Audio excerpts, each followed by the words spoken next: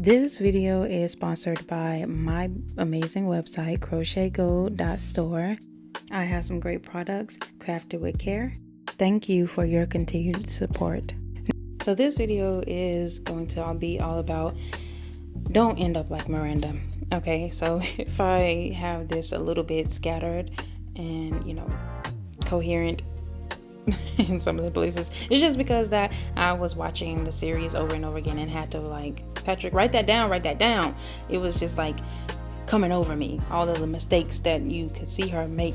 And it was also weird because I'm not sure if it was just because they got different writers later on in the seasons, or they decided to, I don't know. I think it can be a real portrayal of how, women can have all of these standards for themselves, and then the moment a half decent guy who's, like I said, half decent, once they come around, women lose all of that perspective and start thinking about things that they never actually wanted for themselves, but since their friends wanted it, they take these identities on. Even the biggest thing that I'm going to go ahead and mention up right now is her having a kid. She didn't actually want that for herself. She booked the appointment. She, had all these things in place. And then the moment that Charlotte was feeling some type of way because she wasn't able to be a mother, then she was like, oh, well, maybe this wouldn't be so bad. Nobody can convince me of otherwise. So don't even start typing in the comments that she was all happy and all of that. Of course, once your child actually comes along and they look like a mini version of you, you're not going to deny them at all.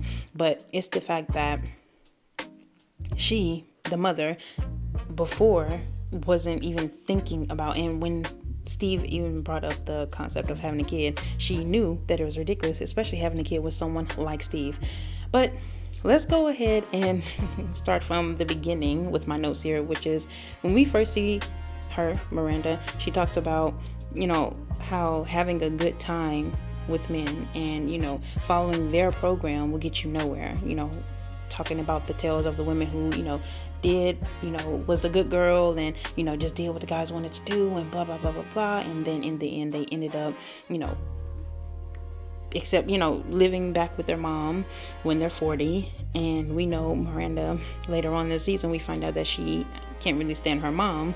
So that was clearly, a hint at her living a life that she doesn't want to live. And beyond just living back with your mom, there's so many other repercussions that we can see that come from sex. Obviously, they never dealt with STDs on this series, which is kind of crazy because, I can't remember any episodes if they actually dealt with it, but yeah, nothing comes to mind with anything with the main characters, that is. So you can correct me if I'm wrong down in the comments though. Also in that first appearance of the episode, this is the first episode when we see her saying that, once you're in your 30s, why settle anyway? Which is crazy because she must be the queen of going back on her damn words, because she is, talking the most shit about everybody throughout the seasons and clearly seeing what everybody's flaws are and seeing when people are settling or, are overly focused on men, even down to the interaction with the women on the street. She, puts her nose up and, says things like, oh, he's just not that into you, and rolls her eyes as she casually walks by, women who are grappling with the energy of why didn't this guy call, which is valid feelings if you're getting to know someone and you're connecting with them. The next thing they ghost you. But Miranda has this air of, oh, I don't care, and just that energy of thinking she's beyond or better than these women, even though she clearly goes back on her words. I think she ended up the worst out of all the women. No, not just because she had a kid, because Charlotte had kids, but Charlotte actually wanted kids. Miranda, you cannot convince me that Miranda wanted kids. Point blank period. Don't even try to do it. She did not. And also in this, first episode, the first, season of her, she can very clearly see, like I said, and analyze the problems of dating like any good lawyer would be able to, but allow society to scare her back into the fears of the what if zone. What if I never get married? What if I never have a kid? What if this or that? What if, quite frankly, she really is afraid of what if her friends leave her behind, because this whole first season is portrayed as the them versus us mentality of married people versus the single people. They talk about that a lot.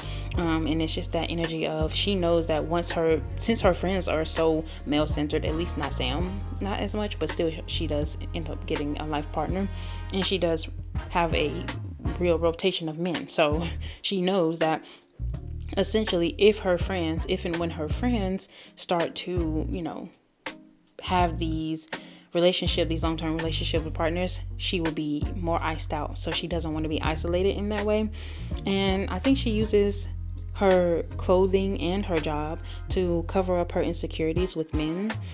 Her story progression was just so weird to me. Like, the writers wanted to give a big FU to anybody who liked her as like their favorite character, because like I said, when the series begins, her and Sam are like going head to head for being my favorite characters, which Sam's progression is great, and it just got me thinking, how Miranda just deserved better. Like, the whole title of the video has to be "Don't end up like Miranda," because the way she went back on her own wants and desires to, like I said, in this fear moment of, when she was finding out that she's not as fertile as whatever, that caused her to do a whole host of bad decisions. So even with the way they began, it was for Miranda in her own mind just supposed to be a one-time thing. And if she had slammed the door in his face after he turned up to her house, after she turned him down and didn't she could have did it with class, because she always was the more asshole version of Samantha, even though Samantha knew how to turn a guy down, but she did it with a lot of class. Miranda not so much. If she wasn't feeling you, she would just say whatever she wanted to, and you could grapple with it later if you liked her or not, blah blah blah. And like I said, she could have saved herself so much drama if she just waited for that fine ass doctor who eventually moved into her building to be her neighbor, and just started that relationship rationally and with a clear mind, rather than getting all scared and thinking about a damn ticking clock without thinking logically. Is if she wanted kids, or if she wanted to have kids with Steve, she could still have had a kid, but she had it with Steve, with someone who clearly showed her in the beginning, to him, having a kid was as simple as, having a puppy. That's why he suggested having a puppy afterwards, which when you see them having a kid, or in the beginning when he even suggests the idea, he does it when they're looking at a mother who is struggling with the kid, and then her partner is sitting right next to her just enjoying his meal, and she could look at that and say rationally, yeah, that's definitely not something that I want to do. But still, that fear just seeped into her and got her. So even her season 1, episode 1, she was very strict and very much a cynic. Her pendulum was swung so far that way that with Skipper, the way that she thought about men, fearing the ticking clock and facing running out of time, and facing being the only one who is not paired up with someone, the mistakes that she had made with others like Steve, she let her pendulum swing in a total opposite way. So I want to make sure that I'm clear about what I'm saying here. She was so cynical and so judgmental that when it came to Steve, her pendulum swung that other way and just was more going with the flow, and that other side of being too strict and having a very strict program and not having a full list of things that a guy has to check off. She completely let all of that go and swung the pendulum to the whole completely other side with Steve. And the uptight or running a strict program, which is definitely needed for a woman of her status, because when you are very successful, then a lot of men are coming at you. But if you're either on either side of those relationships, it throws all of your relationships out of balance. Because in that same episode, season 1, episode 1, she starts complaining to Skipper and messing up his name multiple times. I don't know why he was attracted to her. She really didn't. She really didn't have the nervous system to hold someone who was healthy, because that guy was actually genuinely interested in her. And it's okay if the attraction wasn't there. That's the feeling that I got, that she just really wasn't that into him or that attracted to him. So that's why she really disregarded him, even though she's sitting there telling him about how other men disregard her and don't see her as pretty. Like, even when he's agreeing with her, she is, putting words in his mouth and messing up his name and shit. So she justly complained about the asshole who was a modelizer later on, even though he was very much average looking. And she complained about, Skipper, because he had a certain look, is what I would say, but behavior wise he was better than Steve, and one of the more healthier pairs for her. And that's honestly just kind of going off of what we know about Skipper, because we don't know too much about his work or anything. Well, he's like a website creator, but they don't say if he's that successful. But just being honest on what I'm seeing about these two, because they actually look almost identical as well, with the hair and the glasses and like some behavior wise. But Steve is definitely a worse pair, because he's a complete child that she must monitor unless she wants her house and her life to be a mess, just like his house was. Like, even after experiencing these issues, she throws it back to women, saying that she wants to strap women down and force feed them so that the standards of beauty could come down. So after dealing with the modelizer and dealing with guys like Steve that she considers average, and even the guys that she deems to be on her level, wanting women who are above what she deems her level to be, which, mind you, these are society standards, so I know what she means. I'm not just saying like, oh, this is baseless. Of course it is truth to what she's saying, but instead of putting it on the men, she immediately puts it on the women and says she wants to like force feed them, and just completely being a hater. Women who do this actually really irritate and bore me, because instead of telling these average men that they need to accept what they qualify for, or be a womanless fool, like basically you get what you get and you don't complain, a lot of the back and forth is just her fishing for compliments with her friends and fishing for compliments with guys. And even when she does get it, she still feels like she's above it, which we can see that in the episode about the modelizer. And even with Sam, like I said, she obviously is my favorite character in the season, because she is not the type who is like Carrie or Miranda, or who's I was going to say actually Charlotte, who's like suffering with that insecurity. All of them really, but suffering with those insecurities and allowing it to overtake them and feeling a way about themselves. She's actually the type who doesn't dump on other people. She doesn't dump on other women, and she just says something like, oh, I have that dress, and things like that. Like, she's trying to find a way to like get around saying anything negative about herself, because she doesn't feel like there's anything negative about herself. Like, the difference with that, the glaring difference between her and even the two who is complaining, which is Miranda and Charlotte, those two women are very much focused on outer perceptions and what other people think about them. Charlotte more than Miranda, but we would be lying if we said that Miranda doesn't care. But this isn't a Sam appreciation video yet, that is.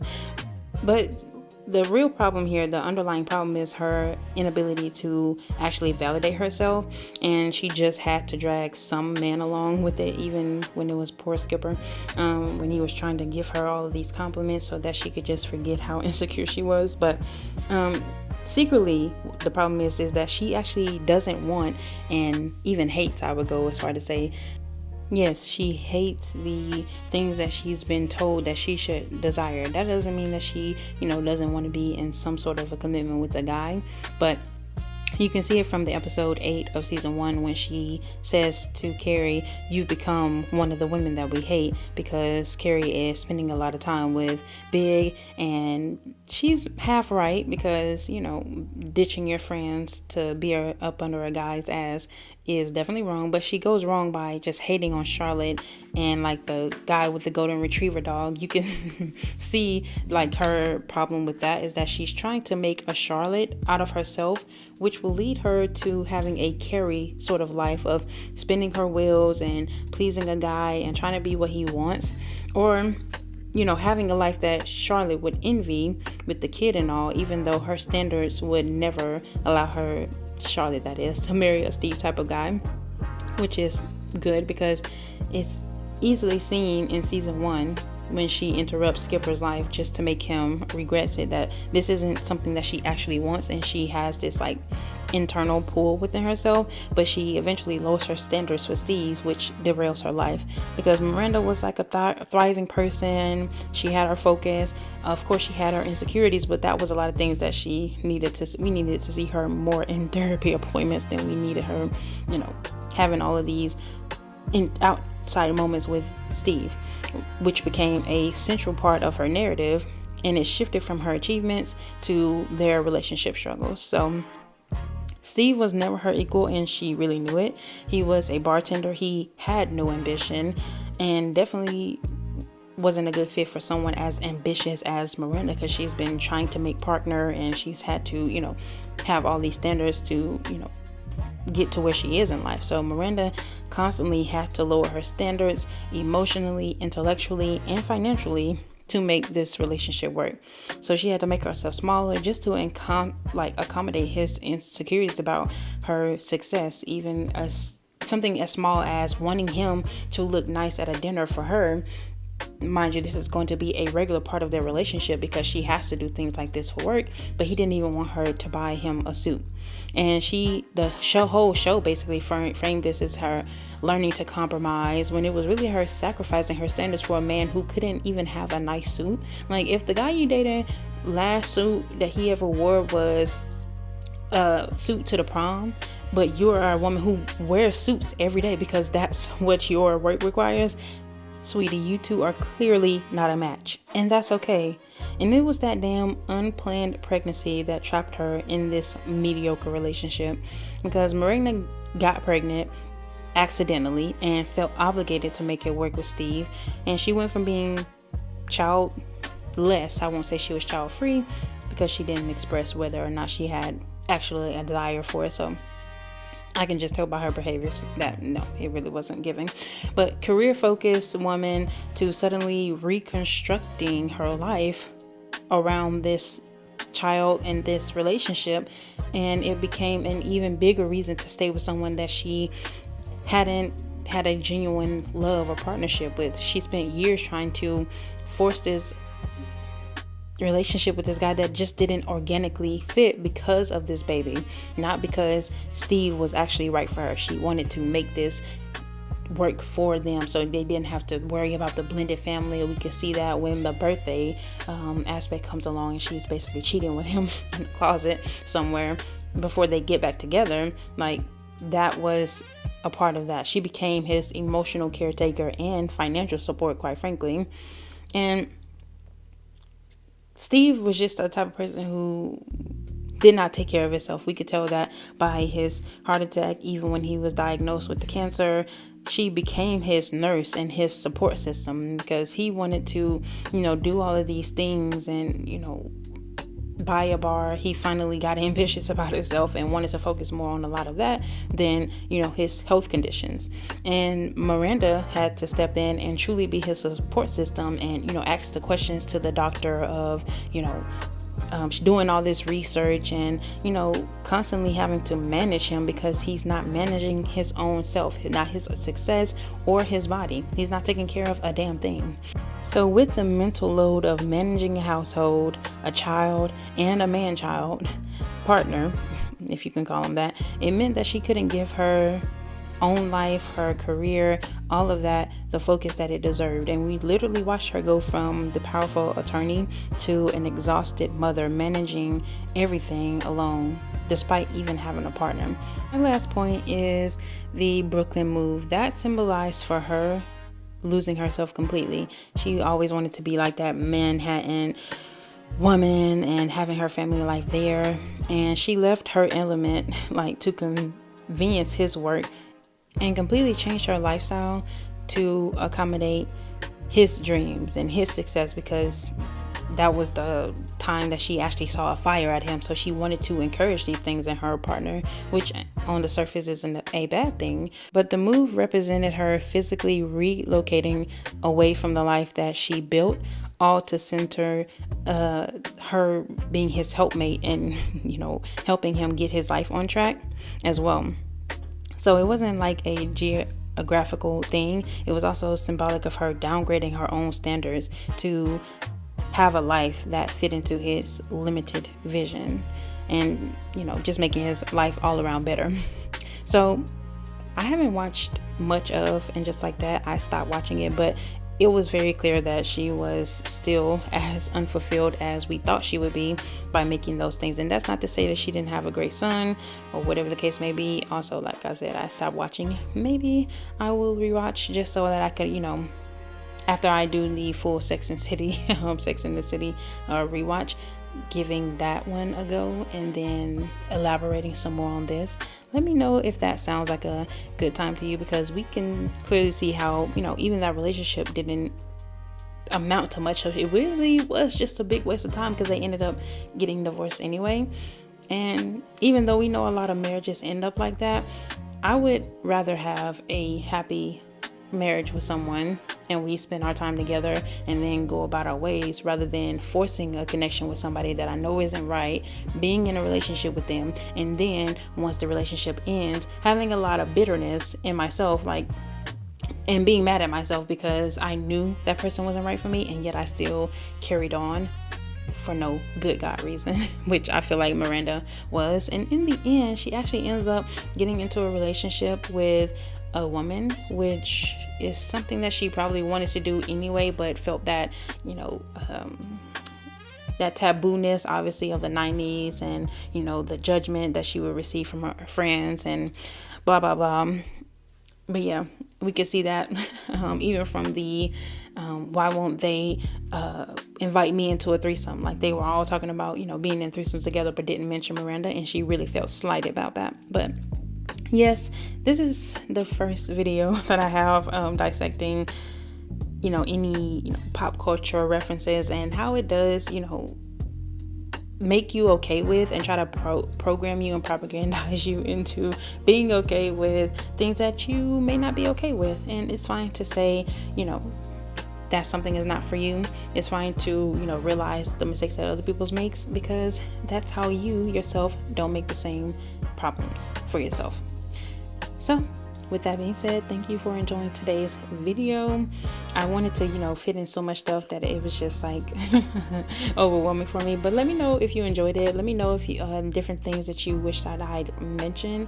Like I said, maybe I'll do another video breaking down different characters. But yes, until next time, keep creating.